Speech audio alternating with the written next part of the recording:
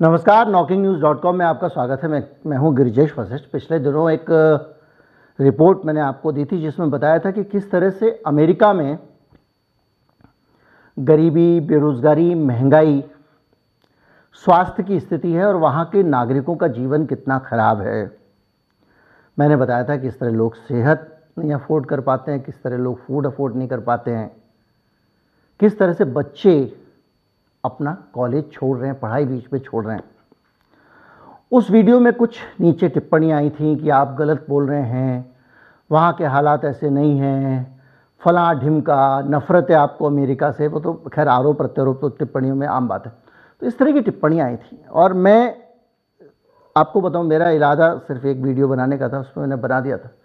लेकिन आज एक रिपोर्ट देखता हूँ न्यूयॉर्क टाइम्स की। न्यूयॉर्क टाइम्स, जब वेस्टर्न मीडिया, मैंने आपको 10 उदाहरण दिए थे किस तरह से वहाँ की कमियों को छिपाता है, उसी देश का न्यूयॉर्क टाइम्स एक खबर देता है और वो कहता है कि अमेरिका में पब्लिक टॉयलेट की हालत बहुत ख़राब है। वहाँ पे लोगों के पास पब्लिक टॉयलेट नहीं है। अगर रास्ते में आपको कोई प्रेशर आ गया तो क्या होगा, आज इसी पे बात करेंगे। कहीं मत जाइए, चैनल को सब्सक्राइब कर लीजिए। मैं अभी हाजिर होता हूं।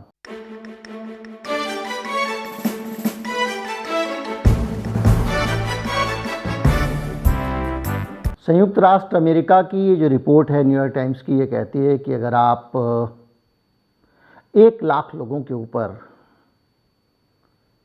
जो एवरेज है संयुक्त राष्ट्र अमेरिका का, यूएसए का, सिर्फ 8 टॉयलेट हैं। 1 लाख लोगों पर 8 पब्लिक टॉयलेट। और ये संख्या लगातार गिरती जा रही है क्योंकि वहाँ की सरकार को लगता है कि इसकी ज़रूरत ही नहीं, क्यों बनाना है पब्लिक टॉयलेट। और इसके कारण बहुत स्थिति खराब होती जा रही है। एक कंपनी है, British company QS bathroom supplies, उसकी एक रिपोर्ट आई है 2021 की, जिसमें उसने बताया कि सबसे ज़्यादा खराब संख्या जो है वो आइसलैंड में है और 56 पब्लिक टॉयलेट हैं 1 लाख की आबादी पर। हालांकि इस रिपोर्ट में न्यूयॉर्क टाइम्स ने जो छापी है उसमें भारत का जिक्र नहीं किया है, वरना एक साथ बढ़िया कंपैरिजन हो जाता। लेकिन आइसलैंड से ज़्यादा न्यूयॉर्क में अमेरिका के एक राज्य की बात होती है, अब न्यूयॉर्क की, जिसमें 1 लाख आबादी पर सिर्फ 4 पब्लिक टॉयलेट हैं। न्यूयॉर्क वो स्टेट है जिसमें मैनहट्टन जैसा शहर है, जहाँ की अट्टालिकाएँ, जहाँ की मल्टी स्टोरी, जहाँ का डेवलपमेंट पूरी दुनिया को चौंधिया देने के लिए काफ़ी है। ये हमेशा ये रिपोर्ट कहती है कि पहले ऐसा नहीं था। और फिलाडेल्फिया के इंडिपेंडेंट नेशनल हिस्टोरिकल पार्क में म्यूजियम क्यूरेटर जो हैं, डेवी मिलर उनका नाम है, वो कहते हैं कि 18वीं सदी में टॉयलेट ज़्यादातर पब्लिक टॉयलेट होता था, घर में होता ही नहीं था। लोग जाते थे अपना वहाँ पे और पब्लिक टॉयलेट में बैठ जाते थे। और ऐसे कुछ सामुदायिक टॉयलेट की बिल्डिंग्स अभी वहाँ पे हैं। और उस ज़माने में पहले अमेरिकी राष्ट्रपति जॉर्ज वॉशिंगटन भी कभी कभी उन टॉयलेट्स में रहा करते थे, ये स्थिति थी। लेकिन इसके बाद एक दौर आया, विक्टोरियन दौर। विक्टोरियन दौर मतलब जिसमें जो ब्रिटेन के राजा के अंडर में जब सारी चीज़ें आई, वहाँ का कल्चर आया। जैसे भारत पे राज था अंग्रेज़ों का, उनका कल्चर अलग है। वो कहते हैं कि उनके हिसाब से शालीनता का दायरा ये है कि जो भी चीज़ आपके शरीर से जुड़ी हुई है, भले वो खुजली ही क्यों ना हो, भले वो खांसी ही क्यों ना हो, डकार भी नहीं लेना है पब्लिक में। ये उनका एक एटिकेट है कि उनका एक हिसाब है ब्रिटिश राजघराने। अभी भी वो लोग खाना खाने के बाद कभी आपने सुना नहीं होगा कि वो डकार मार रहे हैं। तो उसके कारण वहाँ पे ये कहा गया कि ये तो पर्सनल काम है, अब इसको जो है बंद कर देना चाहिए। और विक्टोरियन जब दौर आया तो उसके बाद में टॉयलेट बंद हो गए। लेकिन 1900 इस सदी की शुरुआत में न्यूयॉर्क टाइम्स लिखता है कि 1930 के दशक में वर्क्स प्रोग्रेस एडमिनिस्ट्रेशन और सिविल वर्क्स एडमिनिस्ट्रेशन ने मिलकर देश भर में 20 लाख से ज़्यादा पब्लिक टॉयलेट बना दिए।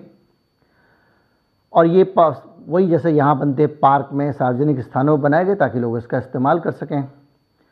लेकिन ये काम जो 1930 तक था ये बढ़िया, लेकिन 1970 जब आया वहाँ के टॉयलेट हटने शुरू हो गए। टॉयलेट की एक छोटी सी स्त्री से आप देख सकते हैं। 70 में सिटी एडमिनिस्ट्रेशन के पास पैसों की थोड़ी कमी हुई न्यूयॉर्क के, तो उन्होंने पब्लिक टॉयलेट बनाना और मेंटेन करना उनको भारी पड़ने लगा। उन्होंने उसको ख़त्म कर दिया और पेड पब्लिक टॉयलेट्स के खिलाफ भी अभियान शुरू हो गया उसी समय, क्योंकि जैसे यहाँ पे भी होता है, सरकार नहीं करना चाहती तो हर चीज़ प्राइवेटाइज कर दो। भैया जाओगे तो लोटा मिलेगा, 2 रुपये देने पड़ेंगे, 5 रुपये देने पड़े। पब्लिक ने कहा भाई इसने इस काम के हम इतना टैक्स देते हैं, हम टॉयलेट के लिए अलग से पैसे भारत में दे देते हैं। हमारे यहाँ एनडीएमसी ने शुरू किया था, कई साल हो गए, अब पेड टॉयलेट एकदम आम नॉर्म हो गया दिल्ली में। अब तो आप जा ही नहीं सकते। तो वो जो स्थिति है उसके खिलाफ बहुत सारे प्रदर्शन वगैरह हुए। No place to go, how public toilet fail over private needs, ये किताब लिखी गई है।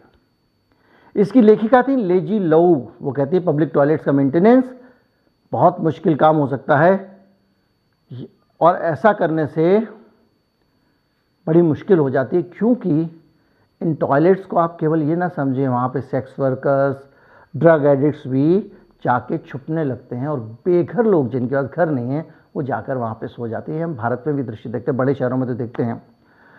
कॉफ़ी शॉप्स, म्यूजियम और लाइब्रेरी लोगों ने इस्तेमाल करना शुरू कर दिया, क्योंकि अब टॉयलेट वहाँ मिलते नहीं हैं। इसके साथ ही एक बहस खड़ी हो गई कि टॉयलेट उपलब्ध कराना किसका काम है। मैं बीच में एक भारत का उदाहरण देता चलूँ ताकि बोझिल ना लगे। भारत में ख़ासतौर पे दिल्ली में अब आप किसी भी रेस्टोरेंट में जाकर टॉयलेट यूज़ कर सकते हैं, इस पर रोक नहीं है। और इसके साथ साथ उस रेस्टोरेंट को ये इजाज़त दी गई है कि आप टॉयलेट यूज़ करने के 20, 25, 50 रुपये चार्ज कर सकते हैं अगर कोई आदमी आए तो आपके यहाँ। टॉयलेट्स की कमी का हल निकालने के लिए दिल्ली की सरकार ने ये फैसला किया था। अमेरिका में ये समस्या इतनी बड़ी बनी हुई है, 2008 में न्यूयॉर्क सिटी एडमिनिस्ट्रेशन ने 20 सेल्फ क्लीनिंग टॉयलेट्स खरीदे थे, जिनको अगर आपको इस्तेमाल करना है तो 25 सेंट देने पड़ेंगे। 25 सेंट मतलब चवन्नी। भारत के रुपए की जो चवन्नी होती है वो वहाँ के डॉलर का 25 सेंट होता है, यानी आज के हिसाब से 20 रुपये। एक बार टॉयलेट यूज़ करोगे तो उसके आपको 20 रुपये देने पड़ेंगे। लेकिन ये इंस्टॉलेशन रुक गया और 5 टॉयलेट इंस्टॉल होकर रह गए। इसी तरह से सैन फ्रांसिस्को की समस्या अलग तरह की है। वहाँ स्कूल जाने वाले बच्चों ने सिटी एडमिनिस्ट्रेशन से शिकायत की कि भई हम स्कूल जाते हैं, रास्ते में हमको टॉयलेट जाना हो तो कैसे जाएंगे। और उन्होंने कहा कि हमको सुबह स्कूल जब जाते हैं तो जो खुले में, हमको तो जाने को मिलता ही नहीं है, खुले में शौच करके रखते हैं लोग, उसके बीच से होकर हमको स्कूल जाना पड़ता है। अमेरिका, सैन फ्रांसिस्को, खुले में शौच। आप अमेरिका को विश्व का अगर आप आइडियल देश मानते हैं तो इन लाइनों को पढ़ें। न्यूयॉर्क टाइम्स ने छापी हैं, मैंने नहीं छापी है। ओपन डेफिकेशन किस मुंह से पूरी दुनिया पे राज करने का दावा ये देश करता है। इसको रोकने के लिए एक पिट स्टॉप प्रोग्राम 2014 में शुरू किया गया कि भाई चलो ठीक है, अब लोग ना जाए खुले में शौच, तो 3 पब्लिक टॉयलेट केवल बने और अब हो गए हैं 33 सैन फ्रांसिस्को में पब्लिक टॉयलेट। और पैंडेमिक के समय क्या किया सरकार ने, कहा भाई ये जो हम गरीबों को, होमलेस लोगों को जो शेल्टर देते हैं, भारत में सोचिए, भारत में शेल्टर बनाए गए थे बेघर लोगों के लिए, रैन बसेरे, कि भैया आप जो है यहीं पे आपका चेकअप होगा वगैरह वगैरह, याद कीजिए। ताकि जो मज़दूर जा रहे थे ट्रैवल करके अपने घर 1000-2000 किलोमीटर पैदल चल के, उनको भी वहीं बसाया जा रहा था। ये भारत है। उसी पेंडेमिक में वो आदर्श देश पूंजीवादी अमेरिका अपने लोगों के जो टेंट मिले हुए थे रैन बसेरे वो खाली करा जा रहा था। उस समय जो होमलेस शेल्टर थे उनको अमेरिका में खाली कराया गया। जाओ मरो, आदर्श देश। और उसके बाद से टॉयलेट्स की संख्या भी कम हो गई, स्थायी टॉयलेट भी हटा दिए गए। अब कुल मिला के अमेरिका जो है वो टॉयलेट्स की दिक्कत को झेल रहा है और पूरी दुनिया इसको झेल रही है। कुल मिला के ये दुनिया का जो आदर्श देश है उसका एक और पहलू इसने टॉयलेट को लेकर रख दिया सामने। इस लेख में वैसे तो दुनिया के बहुत सारे देशों का जिक्र है, लेकिन उसका कोई हमारे लिए मतलब नहीं है। देश सारे के सारे पूंजीपति देश हैं, पूंजीवादी देश हैं। तो भैया जो पूंजीवादी अर्थव्यवस्था आप हमारे सर पे थोप रहे हो, ठोक रहे हो, हमारे सर में कील गाड़ रहे हो, गाड़े चले जा रहे हो, सब कुछ प्राइवेटाइज कर रहे हो, लालाओं को दे रहे हो, उसका जो आदर्श है गढ़ है, जहां सबसे पहले पूंजीवाद आया, जहां सबसे बड़े तौर पे पूंजीवाद मौजूद है, जहां का पूंजीवाद पूरी दुनिया से धन ला रहा है, जिसकी अमीरी, जिस अमेरिका की अमीरी पूरी दुनिया में चलती है, जिसका डॉलर चलता है, सूसू करने के लिए जगह नहीं है। यह स्थिति। उम्मीद करता हूँ वीडियो आपको अच्छा लगा होगा। अच्छा लगा हो तो ज़्यादा से ज़्यादा लोगों तक पहुँचाएं, चैनल को सब्सक्राइब कर लें। नमस्कार, जय।